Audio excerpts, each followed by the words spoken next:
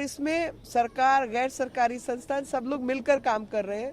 और आज जो इतना बड़ा संकल्प प्रधानमंत्री जी ने हम सबको संकल्पित किया, और वॉलंटियर के रूप में हम सब भी काम कर रहे हैं, लेकिन प्रधानमंत्री जी ने इतने बड़े काम को अपने हाथ में लिया कि जो भी स्कीम्स हैं वो सैचुरेशन पॉइंट तक पहुंचनी चाहिए। कि अगर हम मकान की बात करें तो कोई परिवार मकान से वंचित नहीं रहना चाहिए, हर उस परिवार तक पहुंचना है जिसके पास मकान नहीं है। अगर शौचालय की बात है तो हर उस व्यक्ति तक पहुंचना है ताकि हर व्यक्ति को शौचालय की सुविधा प्राप्त हो।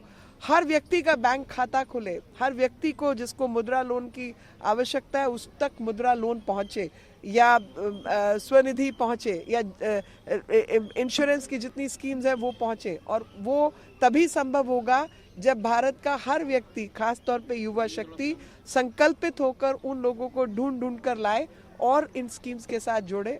हम सब भी वॉलंटियर के रूप में आज यहाँ उपस्थित हैं और मन को बहुत तसल्ली होती है, शांति मिलती है जब हम पिछले 10 साल देखते हैं कि 10 साल में किस प्रकार से कंधे से कंधा मिलाकर, हाथ से हाथ पकड़कर हमने हर चीज़ को ज़मीन पर उतारने का काम किया और लोगों तक चीज़ों को पहुंचाने का काम किया। मैडम, अभी कुछ सिलेंडर चूल्हे आपने डिस्ट्रीब्यूट किए, ये जो फेसेस हैं, जो इनकी स्माइल है, ये काफ़ी कुछ बयां करती है। एक चेहरे पर जो संतुष्टि है वो इनको अब लग रहा है कि मजीठिया साहब ने कहा था कि अब ये स्कीम कागज़ पे नहीं है, जनता के दरवाजे तक आ गई। सिरसा साहब ने बोला सर, हर वो स्कीम जो सरकार बनाती है वो फाइलों में नहीं बल्कि लाभार्थियों के लिए है, और उन लाभार्थियों तक पहुंचाने का काम हम सब करते हैं।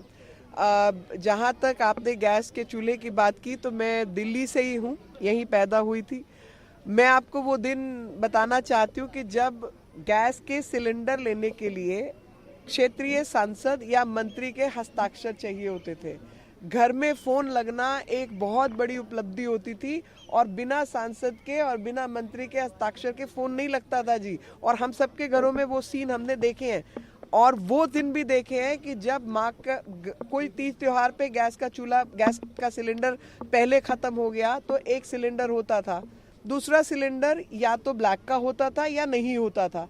और अटल जी के टाइम पे उन्होंने डबल बैरल कनेक्शन जो है डीबीसी शुरू किया था, और बिना किसी मंत्री संतरी के गैस नहीं मिलती थी, और टाइम से पहले गैस खत्म हो गई तो ब्लैक में माँ सड़क पे जाके खड़ी हो जाती थी कि भाई कोई गैस वाला है तो मुझे बताना, मुझे ब्लैक में खरीदने आए, क्योंकि राशन होती थी गैस।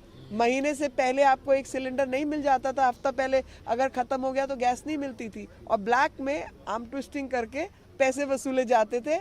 अब मैं बताना नहीं चाहती, फोन के लिए भी पैसे वसूले जाते थे, गैस कनेक्शन के लिए भी पैसे वसूले जाते थे, वो भी एक हिस्सा था, भ्रष्टाचार का हिस्सा। आज सरकार घर जा के पूछ रही है कि बहन जी आपको गैस तो नहीं चाहिए, आपको सिलेंडर तो नहीं चाहिए। और लोगों के मन में देखिए दोनों बातें, एक तरफ तो अति उत्साहित है कि सरकार आके पूछ रही है, दूसरी तरफ कहीं ना कहीं इनसिक्योरिटी भी है कि उनको लगता है यार अभी तो सरकार आई और पूछ रही है तो चलो 2 ही सिलेंडर ले लें। जिनके पास सिलेंडर ऑलरेडी है वो फिर भी एक और एक्स्ट्रा लेने के चक्कर में रहते हैं कि कहीं ऐसा ना हो कि कल को हमारे को वैसी स्थिति हो। तो मैं इसलिए ये बात कह रही हूँ क्योंकि जब मैंने आज देखा 1-2 लोग थे जिनके पास पति के नाम पे सिलेंडर था, तो मैंने उनको समझाया, मैं कहा बहन जी एक ही सिलेंडर काफ़ी है, आपको दूसरा सिलेंडर घर पे मिल जाएगा, सरकार आपके घर गैस पहुँचाने का काम करेगी। नहीं तो वो भरोसा तो मोदी की गारंटी का ही है और किसी का भरोसा नहीं है, क्योंकि झूठ मूठ की राजनीति हुई है इस देश में।